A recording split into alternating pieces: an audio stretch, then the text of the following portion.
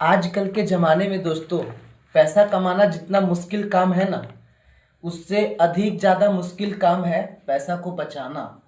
और अगर इससे भी अधिक मुश्किल काम की बात हम करें तो है पैसा को इन्वेस्ट करना। मतलब अगर आज आप 50,000 रुपया कमा रहे हैं और मैं अगर किसी इंसान से अगर पूछूं कि आपका सेविंग कितना है, तो शायद 100% में 10% ऐसे लोग बोलेंगे कि हाँ मैंने सेविंग किया है। लेकिन 90% लोग ऐसे बोलेंगे कि नहीं, मेरा सेविंग तो कुछ नहीं है। और इसी बात को अगर मैं पूछूं कि आपका इन्वेस्टिंग कितना है, मतलब आपने इन्वेस्ट कितना किया है, तो वही शायद 5% लोग बोलेंगे कि मैंने इन्वेस्ट भी किया है। अभी मान लीजिए जो पैसा को अगर हम बचा रहे हैं, मान लेते हैं 50,000 या 60,000 या 1,00,000 रुपये अगर हम कमाते हैं महीने का, ठीक है।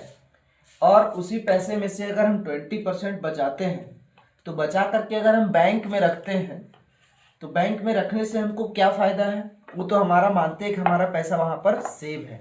लेकिन अभी मान लीजिए कि बैंक का जो rate of interest annual return है वो कितना है? लगभग 5 या 7% है, ठीक है, 5 या 6% है। तो अगर आप 1,00,000 रुपये अगर बैंक में रखते हैं तो आपको 1 साल के बाद कितना मिलेगा?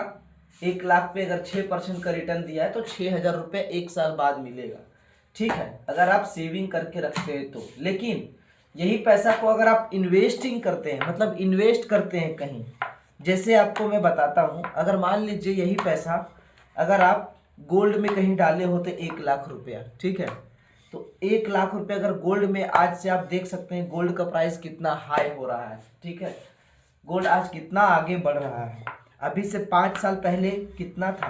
लगभग 60 से 70 हज़ार ऐसे था। लेकिन अभी गोल्ड का प्राइस कितना बढ़ गया है? मात्र 5 सालों में लगभग 30 से 40 हज़ार बढ़ गया। अभी 1,10,000 ऐसे कुछ, तो 10,000 15,000 पे ऐसे कुछ रन कर रहा है गोल्ड का प्राइस। तो कहने का मतलब यही है दोस्तों, अगर आपको वेल्थ क्रिएट करना है ना, तो पैसा बचाने से ज़्यादा पैसा इन्वेस्ट करना पड़ेगा, ठीक है। अब इन्वेस्टिंग का भी बहुत सारा प्लेटफॉर्म है। जैसे आपके पास अगर ज़्यादा पैसा है तो आप रियल एस्टेट में इन्वेस्ट कीजिए। मान लीजिए कि कहीं अगर आप ज़मीन लेना चाहते हैं, ज़मीन ले करके आप छोड़ दीजिए, अगले 10 साल 5 साल में आपको उससे भी, जितने पे आप खरीदेंगे उससे कई गुना ज़्यादा आपको रिटर्न देके जाएगा। दूसरा है दोस्तों गोल्ड। अभी आप गोल्ड अगर खरीदना चाहते हैं तो गोल्ड खरीद के रख लीजिए, आने वाले दिनों में गोल्ड का प्राइस बढ़ने ही वाला है, ठीक है। तीसरा है दोस्तों शेयर मार्केट भी है, म्यूचुअल फंड है, एसआईपी है। ये सब बहुत सारे प्लेटफॉर्म है जहाँ पे आप इन्वेस्ट कर सकते हैं। ये सब